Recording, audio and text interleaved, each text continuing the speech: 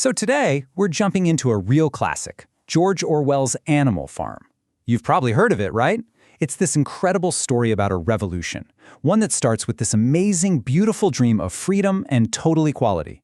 But as we'll see, that dream slowly and just terrifyingly curdles into an absolute nightmare. So let's get into it. Let's see how it all kicked off. Okay, so it all kicks off with this one single, totally electrifying vision. You've got Old Major, this prize-winning boar who knows his time is short. He gathers all the other animals on Manor Farm, and man, he tells them about this dream he had. A dream of a world where they are finally free from the tyranny of humans. And this powerful idea, it's the spark. It's the tiny little spark that's about to set the whole farm on fire with rebellion. So, let's talk about what life was actually like on Manor Farm under its owner, Mr. Jones. To put it bluntly, it was awful. Relentlessly bleak. Old Major himself says their lives are just miserable, laborious, and short. Think about it. They're born into slavery, worked literally until their last drop of strength is gone, and then they're slaughtered. And Old Major's big point is this isn't just the way things are. No, he says this is a direct result of human oppression. Now, Old Major is smart. He knows that in fighting their oppressors, there's a huge danger, becoming just like them. So to guard against that, he lays out some simple but really profound principles. These rules, they're going to become the foundation of this new philosophy, animalism. And they come with a critical warning, a huge one. In the fight against man, you must never, ever start to look like him. All right, so when the rebellion actually happens, it's almost by accident. It's not this grand, planned-out thing. Mr. Jones, drunk as usual, forgets to feed them. The animals are starving, so they just break into the store shed. Jones and his men come out and try to whip them back into line, but something just snaps. The animals have had enough, and in a matter of minutes, they drive the humans right off the property, just like that. Suddenly, impossibly, the farm is theirs. And the first thing they do, they rename it Animal Farm. Okay, so now they're in charge. The pigs, who are, let's face it, the cleverest animals on the farm, they take Old Major's teachings and boil them down into 7 laws. 7 unalterable laws. They paint them in these huge white letters on the side of the barn, like a sacred constitution for their brand new society. And at the very heart of it all, the absolute core of this new world, is that final, crucial commandment: all animals are equal. And you know what? At first, it's amazing. The dream is a stunning reality. I mean, working for themselves, the animal bring in the biggest harvest the farm has ever seen. And when Mr. Jones tries to come back and recapture the farm, the animals fight with just incredible courage and they drive him off again. They even name the fight the Battle of the Cowshed. It really is a golden age, just pure hope and triumph. But, yeah, you knew there was a but coming, right? The utopia starts to fracture, and the first sign of trouble is so small you might almost miss it. 5 buckets of fresh, creamy milk. They just vanish. Then, the windfall apples, the pigs claim them, exclusively. This is it. This is the first crack in that foundation of equality. That first quiet moment where one group decides, you know what, we're a little more important than everyone else. So how do they justify this? How does this new inequality fly? Well, enter Squealer. He's Napoleon's brilliant, and I mean brilliant, propagandist. He gets up and explains that the pigs don't want the extra food. Oh no, of course not. They need it. It's essential for all their brain work, you see, to keep the farm running. And if that line of reasoning doesn't quite work, he pulls out his ultimate weapon, the fear of Jones coming back. That one threat, you don't want Jones back, do you? Ends all argument. Every single time. It's simple and it is terrifyingly effective. Pretty soon, the whole farm is split into 2 camps, 2 factions, led by the 2 big-shot pigs, Snowball and Napoleon. Now, Snowball, he's the visionary. He's full of big ideas for making the farm better, and his main project is this magnificent windmill. Napoleon, on the other hand, he's cynical, he's power-hungry, and he's only interested in one thing: getting more control for himself. And their big showdown, it's all going to come to a head over this windmill project.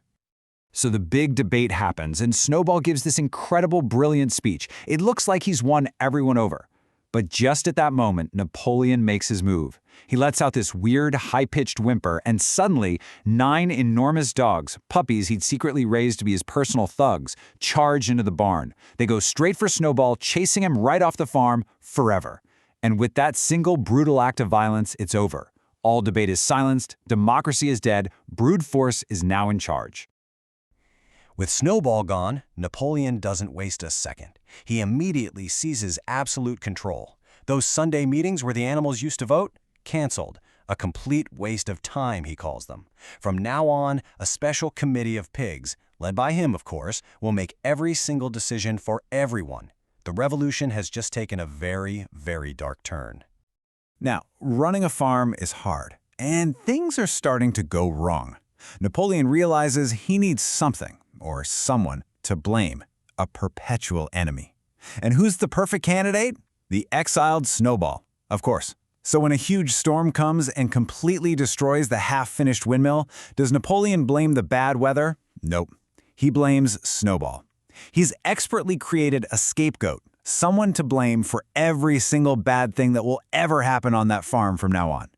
Meanwhile, rations are getting cut again and again. The animals are literally starving. So Squealer deploys another powerful tool from his propaganda kit: statistics. He'll stand up and read out these long lists of figures, proving that food production is up by 200%, 300%, 500%. And the thing is, the animals' memories of the old days are getting fuzzy, and the numbers are just confusing. So even though their own stomachs are rumbling and empty, they believe him. And the propaganda just gets more and more outrageous. Squealer starts the systematic campaign to literally rewrite history. Remember Snowball's heroic charge at the Battle of the Cowshed?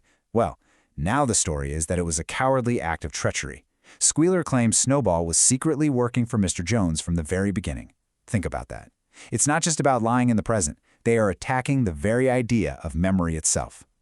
And then, the terror escalates into open slaughter. It's horrifying. Napoleon orders all the animals to assemble in the yard. His dogs drag forward 4 pigs who had dared to question his decisions. They're forced to confess that they were in league with Snowball, and then the dogs tear their throats out right then and there. Other animals come forward, confessing to tiny little crimes, and they're killed too. It goes on until there's a pile of corpses lying at Napoleon's feet. The 6th commandment, no animal shall kill any other animal, is broken right there in front of everyone. So how do you justify that? How do you justify public executions? Well, the pigs resort to their most cynical tactic yet. They start to physically alter what was supposed to be the unalterable laws of animalism. They literally sneak out at night and change the words of the 7 commandments on the barn wall. The other animals, especially the mare Clover, they feel this vague sense of unease. They feel like the rules are different now. They remember them being different, but their memories are fading. Most of them can't read very well. So how can they be sure? They're forced to doubt their own minds, to believe the words on the wall over what they feel in their gut. So the first big change gets noticed right after the pigs move into the farmhouse. The animals are pretty sure there was a rule against beds, but when they go look at the wall, they find this new version. And Squealer, of course, has the perfect explanation. He says a pile of straw is a bed, technically. The rule was only ever against sheets, because those are a human invention. See? It's this perfect logic-twisting justification that makes you question your own sanity. And then, after those horrific public executions, the animals are absolutely certain the 6th commandment has been violated. I mean, how could it not be? But when they get someone to read the barn wall for them, 2 new words have magically appeared at the end. And just like that, with a little splash of white paint, the pigs have made their slaughter retroactively legal. It just keeps happening. The pigs discover a case of Mr. Jones's old whiskey, and, well, they develop a taste for it. So, what happens next? You guessed it, the 5th commandment is also quietly amended. All those prohibitions that were designed to stop them from becoming like humans, they're being dismantled, one by one. At this point, the betrayal of the revolution is basically complete. The pigs have become a new ruling class, a new aristocracy. They have all these special privileges that look an awful lot like the ones the humans used to have. And that founding principle, that beautiful, powerful idea that all animals are equal, it's now just a distant, forgotten memory. There's another battle, an even more brutal one, and the windmill gets destroyed again. Afterward, Squealer runs around squealing about what a great victory it was. But Boxer, the loyal, hard-working horse, he just gives this heartbreakingly simple assessment. He sees the devastating truth. After all their sacrifice, all their back-breaking labor, they're right back where they started. And then comes the final, shocking transformation.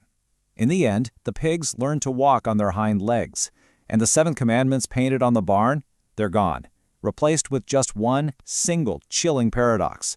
All animals are equal, but some animals are more equal than others.